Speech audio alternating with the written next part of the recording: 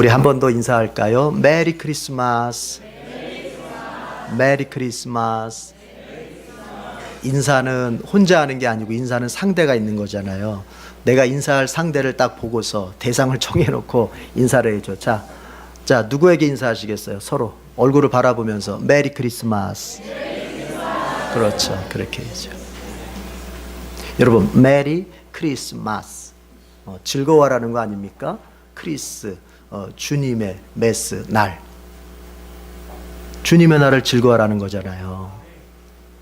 그런데 제가 얼마 전에 우리 그 찬양대 칸타타 준비 때문에 소품을 하나 좀 준비하려고 그 실명을 얘기해도 되나 모르겠는데 제가 말재주가 없어서 돌려서 말을 못해서 다이소라고 하는 데 갔어요. 다이소를 갔는데 거기에 성탄절에 이제 크리스마스 가까이 오니까 이렇게 크게 현수막을 붙였더라고요.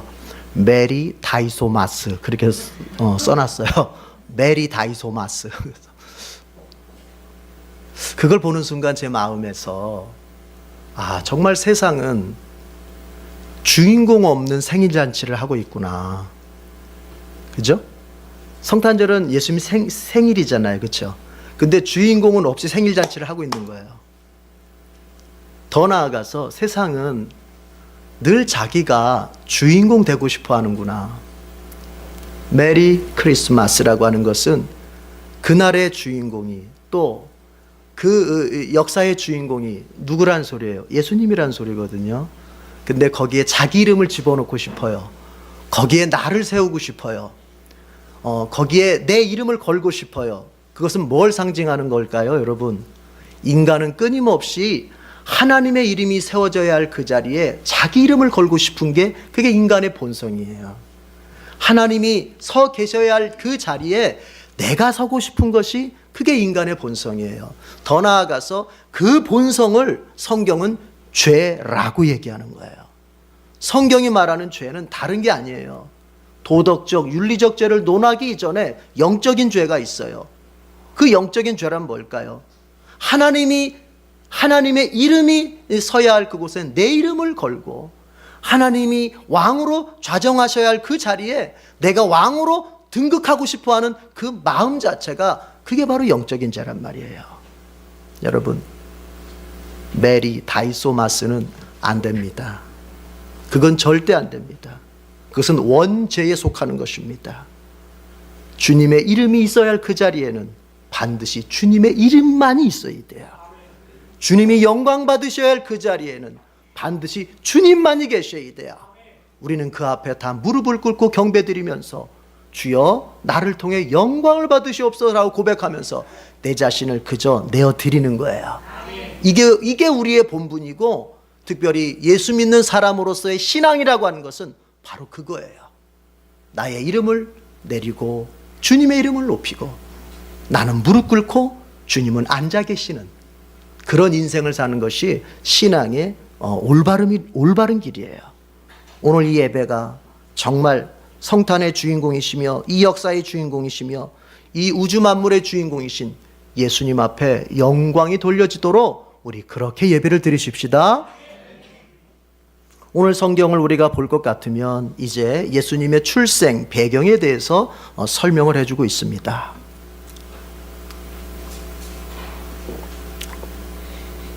예수님께서 이제 태어나실 때 어떠한 일이 있었느냐. 먼저는 로마 황제의 호족 등록의 명령이 있었고요. 그 호족 등록의 명령을 따라서 그 부모된 요셉과 마리아가 베들레헴으로 가게 됩니다. 그리고 그 베들레헴에서 이제 예수님이 태어나시게 되고요. 예수님이 태어났을 때 또 거기에 천사들이 등장을 하고 그 천사들이 목자들에게 양을 지키는 목자들에게 예수님의 출생 소식을 탄생 소식을 알리면서 이제 경배하도록 격려하는 그런 내용으로 가득 차 있습니다. 자, 하나하나를 살펴보면서 주님의 그 말씀을 한번 우리가 들어보십시다. 여러분 1절과 2절을 먼저 읽어볼까요? 다 같이 1절과 2절 시작. 그때에 아우구스투스 황제가 칙령을 내려 온 세계가 호족 등록을 하게 되었는데 이 첫 번째 호족 등록은 구레뇨가 시리아의 총독으로 있을 때에 시행한 것이다. 자, 누가는 복음서를 기록하면서 굉장히 신경 썼던 것 중에 하나가, 마태, 마가, 요한과는 또 다르게 굉장히 신경 썼던 것 중에 하나가 뭐냐면 반드시 역사적 시간대를 기록을 했다는 거예요. 누가는 우리 잘 아시죠? 직업이 의사입니다. 의사. 여러분, 의사들은 어때요? 감상적이면 안 돼요. 의사가 감상적이면 수술을 망쳐요. 어제 제 둘째 아들이 칼을 가지고 놀다가 지 손을 지가 뱄어요. 그래서 뱄어요. 그래서 피가 막 너무 많이 나와서 이게 보니까 그냥 밴드 하나 붙여서 될 것 같지가 않아서 이제 병원 응급실에, 늦은 시간이어서 응급실을 데려갔어요. 근데 가보니까 의사가 그 애를 갖다가 요셉이 손가락을 찢어진 데를, 칼로 찢어진 데를 쭉 벌려보더라고요. 그 애는 더 막 우리 상상만 해도 좀 징그럽잖아요. 쭉 벌려보더라고요. 왜요? 그 상처의 깊이가 어느 정도 됐는지, 꼬매야 되는지, 그냥 놔둬도 되는 건지 살펴보기 위해서. 근데 애는 아프다고 우는데 아랑곳하지 않아요. 그냥 쭉 벌려봐요. 그냥. 왜 그럴 수 있어요? 여러분, 의사는 감상적이면 안 돼요. 이렇게 벌리면 애가 아플 텐데, 애가 이거 울 텐데, 이러면 못 하는 거예요. 누가가 의사 아닙니까? 팩트예요. 정확해야 돼요. 사실적인 기록이어야 돼요. 그렇죠? 네. 그래서 의사인 누가는 복음서를 기록할 때 거기에 팩트, 사실적인 그런 기록들을 많이 하게 되는데, 그 중에 하나를 우리가 보게 됩니다. 이 예수님의 탄생의 일이 언제 일어난 일이냐? 아우구스투스 황제 때, 로마의 아우구스투스 황제 때 일어난 일이라고 딱 못 박아서 분명하게 기록하고 있어요. 자, 우리는 여기서 한 가지 교훈을 먼저 생각해 봅니다. 여러분, 예수님의 탄생은요, 따라합시다. 영적이면서 역사적이다. 예수님의 탄생은 영적인 사건이면서 그것은 역사적인 사건이에요. 하나님께서 만지신 영적인 사건이면서 인간을 통해서 행하시는 역사적인 사건이에요. 예수님께서 육신을 입고 이 세상에 오신 것을 우리가 성육신 이렇게 부릅니다. 영으로 존재하신 예수님께서 육신을 입고 육신을 입었다 하는 얘기예요. 그래서 우리는 그것을 조금 어렵게 부를 때 따라합시다. 성육신. 이런 용어들이 우리가 익숙해져야 돼요. 자, 그런데 이 성육신 사건은 영적인 사건이면서 동시에 역사적인 사건, 즉 육적인 사건이라는 것이 중요합니다. 그것은 우리에게 우리의 신앙 패턴이 어떠해야 되는지를 보여주는 거예요. 예수 믿는 사람들의 신앙 패턴이라고 하는 것이 어떠해야 되는지. 여러분, 그리스도인의 신앙은 영적이면서 동시에 역사적이어야 되는 거예요. 이것이 중요합니다. 어떤 사람들은 자꾸 영적이다, 영적인 걸 추구해야 된다. 아니, 영적인 것만을 추구해야 된다. 그래서 찾고 가다 보니까 이성은 없고 그리고 현실성은 없는 신비주의에만 몰입하는 경우가 참 많아요. 그것은 성경이 가르치는 올바른 신앙이 아니에요. 기독교 신앙 안에 신비는 있지만 신비주의로 뭘 들었다, 뭘 봤다, 뭐 기도하면서 어쩌다 저쩌다 경험할 수 있죠. 그런 신비가 분명히 존재해요. 그러나 이걸 아셔야 돼요. 그것만 쫓아가는 것은 성경이 반대하는 바예요. 왜요? 우리의 신앙은 영적이면서 동시에 역사적이어야 돼요. 자, 우리가 천국을 바라봅니다. 여러분, 이것은 영적인 부분이죠. 우리가 천국을 바라보면서 이 땅에 아무리 어려운 일을 만나도 우리가 이제 본향인 천국을 바라보면서 인내합니다. 주님께서 나에게 주실 그 천국과 부활을 바라보면서 우리는 오늘을 신앙으로 사는 것에 대해서 어쨌든 버텨내고 감당해냅니다. 영적인 것이죠. 그러나 잊지 마십시오. 그런가 하면 이제 내 주변을 천국으로 만들어 가야 됩니다. 내가 죽어서 가는 천국을 바라보는 것이 있다면 지금 내가 육신으로 살고 있는 이 주변을 뭐로 만들어 가요? 천국으로 만들어 가야 돼요. 그것이 바로 역사적인 거예요. 내 가정을 천국으로 만들어야 돼요. 예수 믿는 내가 있는 내 가정이 지옥과 같다면 나는 영적일 수는 있을지 몰라도 역사적인 부분에서는 내가 지금 오류를 범하고 있는 거예요. 신앙은 어떠해야 된다고요? 영적이면서 동시에 어떠해야 된다고요? 역사적일 수 있어야 된다. 예수 믿는 내가 있는 가정이 나 때문에 기쁘고 평화롭고 연합하고 행복할 수 있어야 된다. 영적인 것만을 추구하는 사람들의 특징 중에 하나가 뭐냐면요, 개인주의입니다. 자기 신앙 하나 지키는 데만 급급합니다. 자기 신앙 하나 세워가는 데만 급급합니다. 그래서 도 닦는 마음으로 어디를 가고, 도 닦는 마음으로 누구한테 가고, 항상 이런 식의 패턴. 그러나 그것은 성경이 지지하는, 주님이 원하시는 신앙 패턴이 아니에요. 주님이 원하시는 것은, 그래 좋다, 기도함으로 영적인 사람이 되라, 말씀을 내가 읽음으로 영적인 사람이 되라. 이제 그렇다면 그 영적인 것이 실현되는 것은 어디냐? 나의 가정과 나의 일터와 내가 만나는 인간관계와 내가 선택하는 여러 현실의 선택 중에서 나의 신앙이, 나의 영적인 것이 드러날 수 있어요. 그게 역사적인 거예요.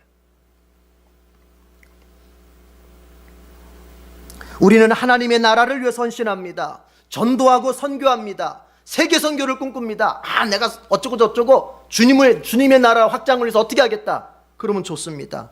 여러분, 저 땅끝까지의 세계 선교를 관심 갖고 들여다보고 있다면 오늘 대한민국에서 일어나는 일들 속에 내 관심은 먼저가 있어야 되는 거죠. 이 나라가 지금 어떻게 돌아가는지, 이 나라가 지금 어떤 전국 속에서 어떤 분위기로 지금 진행되어져 가는지 관심을 갖고 그걸 위해 기도하고, 나는 내가 무슨 대단한 정치가이거나 내가 큰 어떤 영향력 있는 사람이 아니지만 내가 할 수 있는 것으로 이 나라 대한민국을 위해서 하다못해 교통법규 하나를 제대로 성실하게 지켜내는 것 하나로라도 이 나라에 내가 뭔가 공헌할 수 있는 그런 삶을 또 살아야 되는 거예요.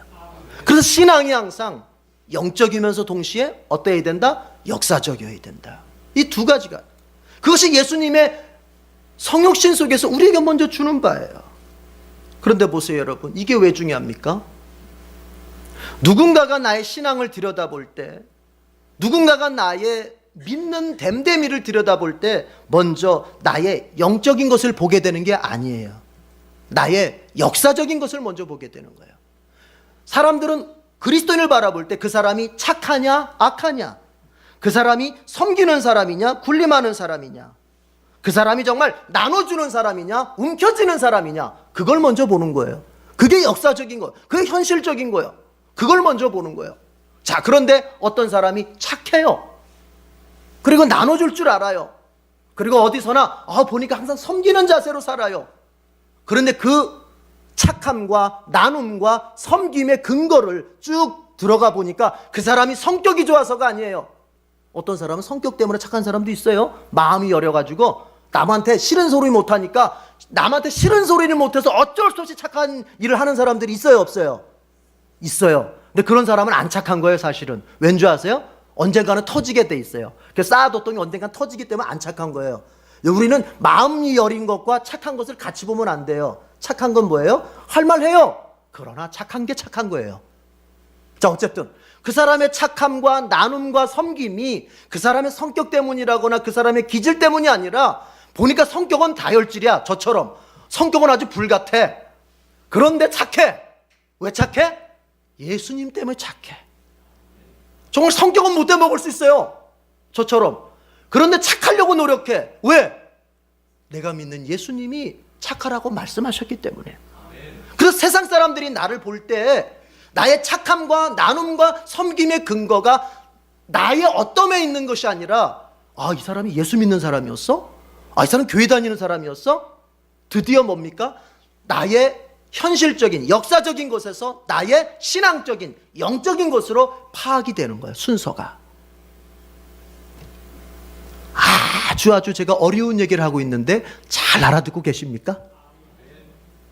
우리가 어떻게 살아야 되겠어요? 그러니까 가정에서 항상 내가 천국을 만드는 사람, 내가 착한 사람, 내가 섬기는 사람, 내가 나누는 사람으로 먼저 살아야 돼요. 그래, 그들이 물어와요. 당신이 그렇게 착할 수 있는 비결이 뭐요? 내가 당신을 그렇게 화나게 하고 내가 당신을 성질을 그냥 건드리고 있는데 그렇게 참는 비결이 뭐요? 그때 딱 한마디 하면 됩니다. 저는 예수 믿는 사람입니다.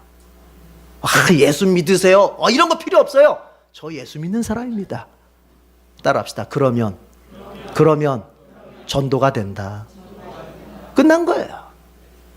예수 믿는 사람들이 너무 예수 믿으라는 얘기를 무슨 상품 팔듯이 하면 안 돼요. 자, 예수님께서 육신을 입고 이 땅에 오신 그 성육신의 사건은 우리에게 우리의 신앙이 어떠해야 되는지를 보여줍니다. 우리는 영적인 존재이면서 아울러서 우리는 역사적인 존재예요. 이걸 잊으면 안 돼요. 주님께서 이 땅에 오신 사건, 하나님이 계획하시고 하나님이 진행하시고 하나님이 성취하시는 영적인 사건이에요. 그러나 그것이 어느 때 일어났어요? 로마의 황제 아우구스투스가 통치하던 그 시기에 분명히 현실 가운데서 일어났다. 여러분, 이것은 우리의 신앙이 어떠해야 되는지 우리에게 교훈을 줍니다. 옆 사람 축복하십시다. 권면하십시다. 당신의 신앙은 영적이면서 역사적이어야 합니다.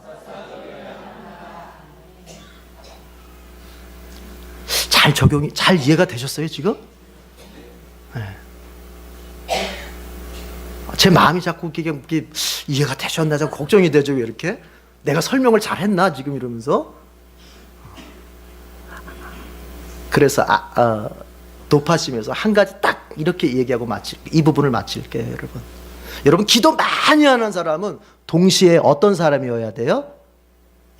잘 섬기는 사람이 돼야 돼요. 기도 많이 하는 거는 영적인 거예요. 그러나 현실에서 잘 섬기는 것은 역사적인 거예요. 아주 다 잃어버려도 좋아요. 다 잊어버려도 좋아요. 끝에 요거만 기억하세요. 그렇게 살면 돼요. 아멘. 자, 하나님께서 이제 예수님을 이 땅에 태어나게 하실 때요, 미리 구약에다가 예언을 하셨어요. 내가 보낼 메시아는 베들레헴이라고 하는 곳에서 태어나게 될 것이다.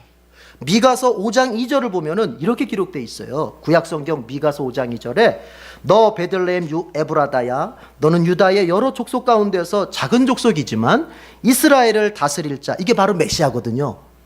이스라엘을 다스릴 자, 이거는 메시아의 상징적 표현이에요. 이스라엘을 다스릴 자, 즉 메시아가 내게로 나올 것이다. 그의 기원은 아득한 옛날 태초에까지 거슬러 올라간다. 자, 메시아가 어디서 태어날 것이다? 베들레헴에서 태어날 것이다. 그러면 예수님이 메시아이신데 그 예수님이 어디서 태어나야 돼요?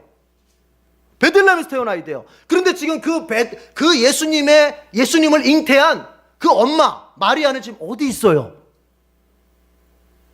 나사렛에 있어요. 갈릴리 나사렛에 있어요. 여러분, 베들레헴은 남쪽입니다. 우리 바이블 투어 때 지도 배웠죠. 저 북쪽에는 갈릴리 호수가 있고 남쪽에는 요단강이 있잖아요. 요단강이 아니라 사해가 있잖아요. 그 베들레헴은 남쪽 사해 쪽이에요. 갈릴리 나사렛은 어디예요? 갈릴리 호수 옆에예요. 키로수가 약 145km 정도 돼요. 그럼 예수님이 출생하려면 빨리 어디 있어야 되는데? 베들레헴에 있어야 되는데 지금 그 잉태한 엄마는 나사렛에 145km 떨어지는 데 있어요. 이거 어떻게 해요? 그리고 오늘 성경 본문 보세요. 하나님께서 그 엄마를 어디로 가게 만드세요? 베들레헴으로 가게 만드시는 거예요. 여러분, 하나님은요, 하나님이 약속하신 바를 반드시 성취하십니다.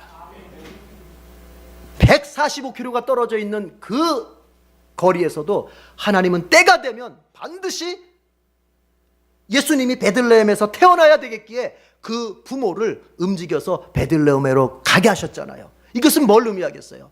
하나님의 뜻, 특별히 우리에게 약속하신 그 약속은 하나님이 반드시 이루십니다. 안 이루어질 것 같죠? 인간적으로 보면은 이게 어떻게 될까? 안 이루어질 것 같죠? 그런데 됩니다. 여러분, 이스라엘의 역사 속에 이런 게 있었습니다. 이제 요아스 왕 때 이제 아수르 군대가 쳐들어와 가지고는 삥 포위를 했어요. 그 예루살렘 이제 북이스라엘은 먹을 게 없어요. 다 떨어졌어요. 그래서 어느 정도까지 됐냐면은 여러분 이해하고 들으세요. 그런데 성경에 기록된 사실입니다. 부모가 자식을 잡아먹는 상황까지 됐어요. 너무너무 배고프니까 부모가 어떻게 자식을 잡아먹어요? 근데 그런 일이 벌어졌어요. 그런데 이제 하나님께서 엘리사를 통해서 약속을 하세요. 내일 이맘때에 내가 먹을 것을 줄 것이다. 근데 그때 한 군대 장관이 엘리사에게 비웃듯이 얘기해요. 아이고, 그게 말이 되냐고. 아무리 하나님께서 하늘의 문을 내신들 이 백성이 먹을 수 있는 걸 어떻게 다 그거를 주실 수 있겠냐고. 말이 되는 소리라고. 그게 어디 합리적인 소리냐고 비웃어요. 그때 엘리사가 이렇게 얘기합니다. 그래, 내일 이맘때에 하나님께서 분명히 이 성에 먹을 것을 주실 텐데 너는 그것을 볼 수는 있어도 먹지는 못할 것이다. 그리고 나서 정말 그 다음 날이 됐습니다. 엘리사가 예언한 이맘때가 됐어요. 어떻게 됐습니까? 하나님께서 먹을 것을 주셨어요. 어떻게 주셨냐까지 얘기를 해드려야죠. 4명의 문둥병자가 우리가 이 성에서 굶어 죽으나 저쪽 아수르 군대 가서 칼에 맞아 죽으나 똑같은데 우리가 굶어 죽는 것보단 가서 한번 먹을 거 있나 없나 찾아보자. 뭐 정 필요하다면 항복이라도 해가지고 우리가 그렇게 먹을 거 좀 찾아보자 하고 갔는데 그 문둥병자가 갔어요. 아수르 군대를. 근데 갔더니요, 아수르 군대가 한 명도 없어요. 모든 장비와 식량을 놔두고 아수르 군대가 싹 빠져나간 거예요. 그러니까 하나님께서 아수르 군대에 환청을 듣게 만드셨어요. 환청을, 바람소리. 그런데 이 아수르 군대가 이게 애국 군대가 지금 이스라엘을 도우러 대군이 쳐들어와 같이 올라오나 보다. 안 되겠다 해서 도망가 버린 거예요. 뭐는 놔두고 장비와 식량은 그대로 놔두고. 그러니까 문둥이들이 그걸 보고서는 이거 우리만 이렇게 잘 먹고 잘 살면 하나님 벌 주실 것 같아. 그럴 때 있잖아요. 괜히 우리가 잘 먹고 잘 살면 괜히 찔릴 때 있잖아요. 나만 이렇게 먹으면 안 될 텐데. 그랬던 거예요. 그래서 이 문둥병자들이 문둥이들이 그 왕한테 가서 왕이시여, 지금 가면은 먹을 게 있습니다. 그래? 한번 가보자. 갔더니 진짜 먹을 게 쌓여 있는 거예요. 식량들이, 아수르 군대가 남겨놓은 식량들이 쌓여 있는 거예요. 하나님 먹을 거 주셨어요? 안 주셨어요? 먹을 거 주셨어요? 안 주셨어요? 자, 그런데 한 가지가 더 남았잖아요. 그 군대 장관 비웃었던, 그게 말이 되냐고. 어떻게 이 많은 사람들이 먹는 식량을 한 번에 하나님 주실 수 있냐고 비웃었잖아요. 뭐라 그랬어요? 너는 그것을 보기는 해도 먹지는 못할 것이다. 죽는다는 소리거든요. 근데 실제로 보세요. 이제 먹을 게 있다는 소리가 이 성 안의 백성들한테 쫙 알려지니까 백성들이, 여러분 어땠을까요? 자식까지 잡아먹는 상황인데 먹을 게 있다 하면 막 난리가 나지 않겠습니까? 그러니까 막 우르르 몰려가는 거예요. 성문은 좁은데 우르르 몰려가니까 왕이 그 군대 장관한테, 네가 문간에 서가지고 질서를 좀 잡아. 질서. 그리고 좀 이렇게 질서 있게 보내. 그런데 그래서 질서 있게 질서를 잡으려고 서 있는데 백성들이 너무나 몰려가는 바람에 밟혀서 죽었어요. 밟혀서 죽었어요. 무슨 얘기입니까? 식량을 주겠다고 하는 긍정적인 약속, 그리고 믿지 않는 자에게는 내가 너를 심판하겠다고 하는 부정적인 약속, 긍정적인 약속이든 부정적인 약속이든 복의 약속이든 심판의 약속이든 하나님은 하신다고 하면은 반드시 행하시는 분이에요. 예수님을 베들레헴에서 태어나게 하시겠다고 하는 그 700년 전에 미가를 통해서 주신 700년 전의 그 예언을 이제 하나님께서는 지키시는데, 지금 145km 떨어져 있는 나사렛에 있는 그 부모를 하나님이 베들레헴으로 가라고 하면서 베들레헴까지 오게 하시고, 그 베들레헴에서 드디어 이 마리아가 출산을 함으로써 예수님의 그 베들레헴 탄생이 이루어지게 하시는 거예요. 여러분, 하나님 앞에는 145km의 거리가 문제가 되지 않는 것처럼 하나님 앞에서는 우리에게 주신 약속을 성취하시는 데 있어서 우리의 어떤 환경, 우리의 어떤 능력, 우리의 어떤 모든 조건들이 문제가 되지 않습니다. 딱 하나입니다. 믿음이면 됩니다. 주님이 하신다고 하면 될 것을 내가 믿습니다 하고 기다릴 줄 아는 그 믿음이면 되는 거예요. 그런데 한 가지 이거 생각해 봐요. 하나님께서 이 성경 읽으면 재밌어요. 읽을수록 재밌어요. 이 부분 읽을수록 재밌어요. 여러분, 베들레헴으로 가게 하실 때 어떻게 가게 하세요? 로마 황제가 모든 내 식민지에 있는 나라들은 호족을 등록해라, 인구조사해라, 그 명령을 내리게 하거든요. 보통 고대 사회에서, 지금도 마찬가지입니다. 우리 그 4년마다인가 5년마다 한 번씩 인구조사 하잖아요. 그거 왜 하는 거예요? 여러분 세금 잘 내나 안 내나 보려고 그러는 거예요. 그거. 이 사람 재산이 이만큼 되는데 세금 잘 내나 안 내나 보려고. 보통 호적 등록, 인구조사라면은 고대 사회에서는 두 가지가 큰 목적이었어요. 하나는 뭐냐면은 세금 징수, 그리고 또 하나는 병역, 징병을 위해서 전쟁 났을 때 군인들 선발하려고. 두 가지. 근데 팔레스타인 같은 경우는 병역을 면제받는 민족이었어요. 그래서 이 사람들은 세금 징수 때문에 이제 세금 징수 때문에 인구조사를 시켜요. 그런데 보세요. 하나님은요, 하나님의 뜻을 이루는 데 있어서 나라의 행정까지도 사용하신다는 걸 알아야 돼요. 하나님께서 나에게 어떤 것을, 좋은 것을 주시기 위해서 하나님께서 때로는 국가의 행정, 대통령의 통치까지도 사용하신다는 것 놀랍지 않습니까? 다 놀랍죠? 저만 놀라나요? 우리 진영이가 여기 있어요. 진영이가 우리 다 아시다시피 암 판정받고 이제 서울대학병원에서 계속 오랜 시간 동안 치료를 받으면서 그 비용이 만만치가 않아요. 만만치가 않아요. 1000단위가 넘어가니까. 그런데요,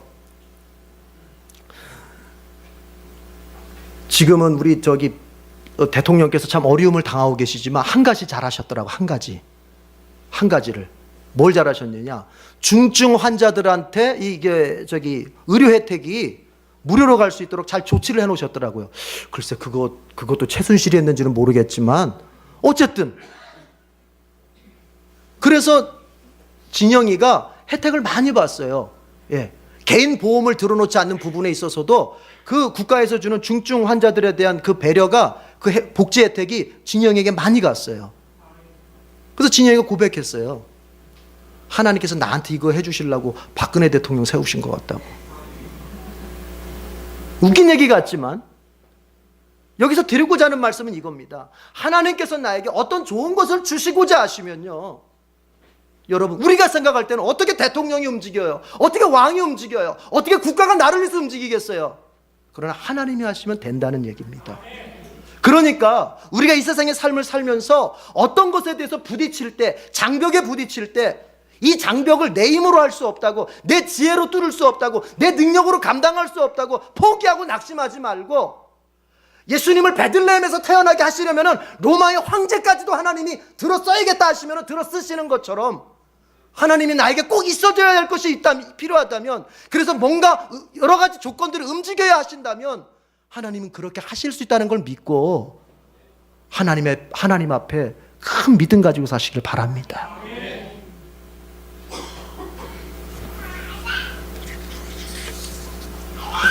자, 예수님께서 그렇게 해서 베들레헴에서 태어나셨어요.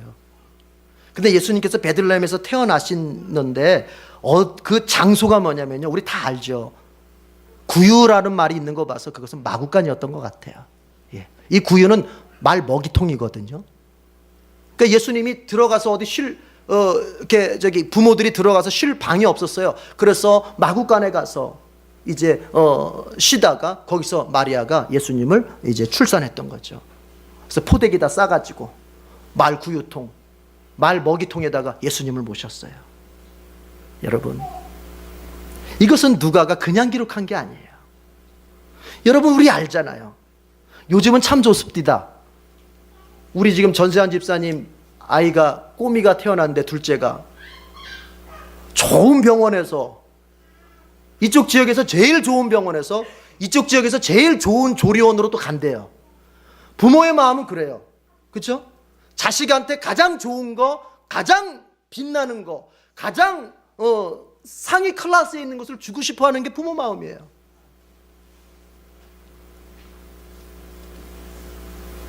그런데 하나님께서 예수님을 어디에다가, 기껏해야 조리원이 어디예요? 말 먹이통이에요. 하나님께서 왜 그렇게 하셨느냐? 그것을 바울이 설명합니다. 바울이 로마서에서 설명합니다. 그가 부유한 자로서 가난하게 되신 것은 가난한 우리를 부유하게 만들어주기 위함이었다. 여러분, 누가는 정확한 사람이라 그랬잖아요. 그냥 이거 헛되게 기록한 게 아니에요. 왜 예수님의 마구간에서의 탄생을 기록했던가? 그것을 누가와 바울이 한 세트 아닙니까? 여러분, 누가는 바울을 쫓아다녔던 바울의 제자거든요. 로마서에서 얘기하는 거예요. 예수님께서 이 땅에 왜 낮은 자로 오셨습니까? 예수님께서 왜 이 땅에 가난한 자로 오셨습니까? 천상의 모든 왕권을 지닌 그분이 왜 이 땅에 가장 낮은 자로, 가난한 자로, 헐벗은 자로, 어디 하나 누울 곳이 없어서 말먹이통에 들어갈 수밖에 없는 그런 처지로 왔습니까? 우리 주님께서는 그런 처지에 있는 사람을 섬기겠다는 소리예요. 우리 주님께서는 그렇게 약하고 가난하고 부족한 자들을 도와주시겠다는 얘기예요. 정말로 어디 의지할 곳이 없어서, 집 한 칸 없어서 어디 헛간에 들어가서 잠잘 수밖에 없는 그런 나그네 인생과 같은 사람을 우리 주님은 결코 헛되이 보지 않고 그를 기억하시겠다는 얘기입니다. 그리고 나서 이제 천사가 나타나는데요, 누구한테 나타나요? 목자들에게 나타나요. 여러분, 목자는 이스라엘 사회에서 목자는 계층상 최하위 계층입니다. 목자는 가장 낮은 자예요. 목자는 가장 가난한 사람들이에요. 여기서 나오는 목자는요, 자기 양을 치는 사람들이 아니에요. 신학자들이 추적해 볼 때 여기에 목자는요, 성전의 제물로 쓸 양들을 이렇게 대리해서 키우는 사람은 가난한 사람들이에요. 가난한 사람들. 그런데 보세요. 하나님께서 구주의 탄생을 제일 먼저 알려준 대상이 누구예요? 그 가난한 목자들이라고 하는 거 우리 이거 명심하게 봐야 됩니다. 여러분, 하나님의 관심의 대상은요, 힘 있고 빽 있고 능력 있고 모든 것을 갖춘 사람이 아니라는 걸 알아야 돼요.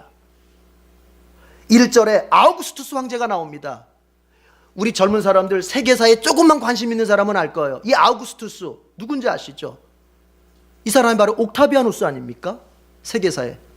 그 우리가 잘 아는 율리우스 카이사르가 자기의 친구이자 측근이었던 브루투스한테 암살을 당하잖아요. 그래서 이 로마가 이제 급격히 혼란에 빠질 때 이 옥타비아누스가 완전히 그 로마를 평정하지 않습니까? 그러면서 이 사람에게 로마의 평화를 주었다. 팍스 로마나, 로마의 평화를 이룬 사람이다 해가지고 이 사람한테 아우구스투스, 존귀한 자, 숭고한 자라고 하는 칭호를 부여하게 되잖아요. 그런데 보세요. 그러니까 이 사람은 세상적으로 성공한 사람이고 세상적으로 유능한 사람이고 로마 역사, 이 사람이 서기 14년인가 죽어요. 그런데 이 사람이 죽자마자 로마는 이 사람을 신으로 칭송하면서 이 사람을 신의 반열 속에 올려놓습니다. 대단한 사람인 거죠. 죽어서도 영광이었지만, 살아서도 이 사람 대단한 사람이었지만 죽어서도 신으로 칭송될 정도로 영광스러운 사람. 그런다 보세요, 여러분. 하나님께서 구주의 탄생을, 예수님의 탄생을 그 능력자 바로 아우구스투스에게가 아니라 그 길바닥에서, 그 차디찬 길바닥에서 양의 똥이나 치고 있는 이름 없고 영향력 없고 소외된 목자들에게 제일 먼저 알려줬다고 하는 사실. 여러분, 이것을 우리에게 무엇을 교훈합니까? 때로 우리 예수 믿으면서 에이, 하나님이 나 같은 사람 기억하실까? 에휴, 내가 뭐 변변하게 뭐 할 줄 아는 게 있어야지. 아니, 내가 뭐 내 인생이 보니까 뭐 별것도 아닌 것 같아. 에이, 하나님이, 그래도 하나님도 눈이 있고 귀가 있으면 돈 있고 빽 있는 사람 다 좋아하시겠지. 그러나 오늘 성경 보십시오. 하나님은 돈 있고 빽 있고 힘 있는 사람이 아니라 아무것도 의지할 것 없어서 돈벌이 하나 제대로 할 수 없어서 남의 양이나 치고 있는 그런 사람들에게 자신을 기꺼이 내어주시는 분이십니다. 그래서 마태는, 그리고 누가는 말하는 거예요. 심령이 가난한 사람이 복이 있다. 그에게 하나님께서 천국을 선물로 주실 것이다. 여러분, 내가 정말로 가난해서 마음이 위축된 사람들, 오늘 주님의 음성을 잘 새겨 들으십시오. 이런 나에게 하나님이 오늘 가까이 다가오고 계십니다. 그리고 또 모든 것을 다 가진 것 같아서 부족함이 없어 보이는 사람이 혹시 있습니까? 이제 그 사람은 제발 가난해지길 바랍니다. 내가 가지고 있다고 생각하는 그 모든 것이 모래성과 같은 것이고 물거품 같다는 걸 알아야 돼요.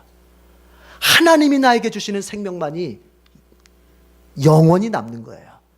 하나님 앞에 빨리 가난한 심령이 돼야 돼요. 가난한 심령이. 여러분, 오늘 주님께서 말 구유통에 누우시고 목자들에게 성탄의 복음이 제일 먼저 알려졌다고 하는 것, 이거 우리 명심해야 됩니다. 그리고 우리가 이걸 생각해야 됩니다. 하나님께서 가난한 자, 약한 자인 나를 그렇게 먼저 생각해 주시고 나를 그렇게 사랑해 주셨다면 나도 남은 생애를 어떻게 살아야 될까? 여러분, 우리 인간관계 한번 생각해 봐요. 세상은 어떻습니까? 세상은요, 힘 있는 사람 가까이 두고 싶은 거예요. 빽 있는 사람 가까이 두고 싶은 거예요. 뭔가 부유한 사람을 가까이 두고 싶은 거예요. 그래서 그 사람들로부터 어떤 받을 바 혜택들을 내 머릿속에 계산하면서 사람을 가까이 해요. 최순실 사건, 바로 거기서 비롯된 거 아닙니까? 다 알고 있었을 거예요. 우리 대통령 옆에 그 최순실이라고 한 사람이 이렇게 저렇게 나쁜 짓 하고 있다는 거 다 알았을 거예요. 그러나 어느 누구 하나 가서 못했을 거예요. 말 한마디 못했을 거예요. 왜요? 우병우 같은 사람, 그 사람 똑똑한 사람이 천재입니다. 김기춘 같은 사람 천재입니다. 소년등부한 사람이에요. 대학을 다니면서 사법고시 패스한 사람이에요. 그런 천재들이 그걸 모르겠어요? 파악을 못하겠어요? 지금 현실이 어떻게 돌아간다는 걸 못 알아냈겠어요? 알아냈을 거예요. 자, 그런데 알아낸 다음에 어떻게 했어요? 저 사람이 힘이 있으니까 내가 저 사람하고 가까워져야지, 이랬을 거예요. 그러다 보니까 뭐 어떻게 못한 거겠죠. 민정수석의 역할을 자리에 있었으면서도. 그것이 세상이에요. 그러면 한번 생각해 봐요. 그 사람에게만 그런 마음이 있을까요? 혹시 이 자리에 있는 저와 여러분 그런 마음 없어요? 교회 안에서 여러분 누구하고 가까워요? 아무개 집사님, 아무개 성도님, 누구하고 가까워요? 교회에서 영향력 있는 사람하고 가까워요? 좋아요. 그러나 교회에서 전혀 소외된 채 홀로 있는 사람이 혹시 눈에 보이진 않으세요? 사회생활하면서, 직장생활하면서 내가 누구와 가까워요? 누구와 가까워지려고 노력해요? 여러분, 주님 모습 닮아야 됩니다.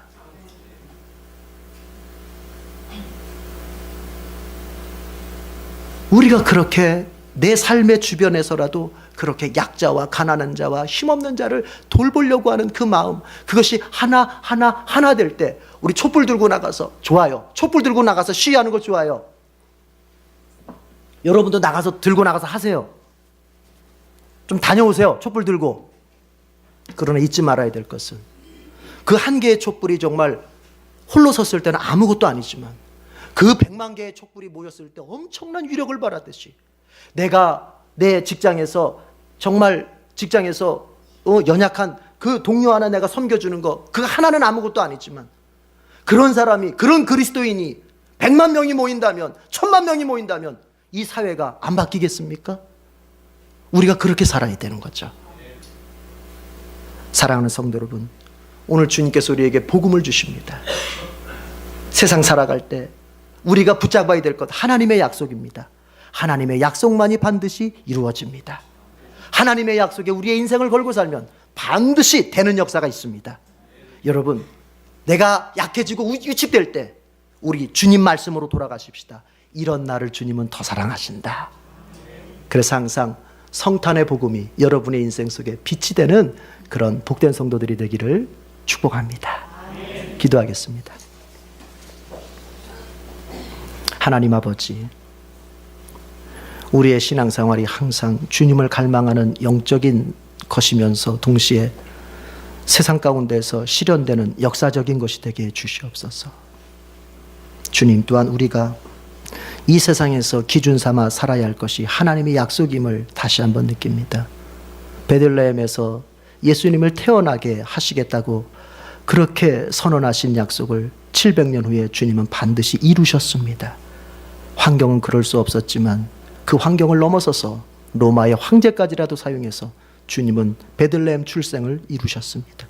주님, 우리의 신앙생활 정말 하나님의 약속에 기대어서 이루어져 갈 수 있도록 도와주시옵고, 목자들에게 나타나게 하신 천사들의 찬양과 천사들의 그 소식은 우리로 하여금 우리가 주님의 관심의 대상이고, 우리처럼 약하고 우리처럼 연약하고 우리처럼 부족하고 가난한 사람들이 얼마든지 주님의 관심의 대상임을 주님께서는 보여주셨습니다. 혹시 오늘 예배를 드리며 삶에서 현실의 문제 때문에 위축되어 온 우리 성도들이 있다면 내가 바로 주님의 관심의 대상이고 사랑의 대상임을 다시 한번 확신하고 돌아갈 수 있도록 은총을 베풀어 주시옵소서. 예수님의 이름으로 기도드립니다. 아멘.